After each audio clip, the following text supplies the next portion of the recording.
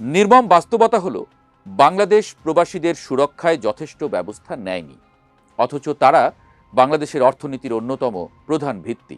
তাদের পাঠানো রেমিটেন্স দেশের জিডিপির প্রায় 7% সমান। মধ্যপ্রাচ্যের বর্তমান সংকট দীর্ঘস্থায়ী হলে এবং প্রবাসীরা রেমিটেন্স পাঠানো কমিয়ে দিলে বাংলাদেশের অর্থনীতি চরম সংকটে পড়বে, এটা নিশ্চিত। বিশ্লেষকরা বলছেন, সরকারের এই পর্যবেক্ষণ এবং পরামর্শের বাইরে গিয়ে সত্যিকারের অ্যাকশন নেওয়া জরুরি। যারা দেশের অর্থনীতিকে চলমান রাখছেন, তাদের ঝুঁকি এবং বিপদের সময় দেশ তাদের পাশে দাঁড়াবে না। মধ্যপ্রাচ্যের সংঘাত এখনও সীমিত পর্যায়ে আছে, কিন্তু এটি বড় ধরনের আঞ্চলিক যুদ্ধে রূপ নেওয়ার ঝুঁকিও আছে।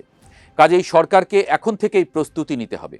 আবার যুদ্ধের কারণে ক্ষতিগ্রস্ত অবকাঠামো মেরামত এবং পুনর্নির্মাণে নতুন শ্রমিক পাঠানোর সুযোগ থাকলে সেই সুযোগটাও বাংলাদেশকে নিতে হবে।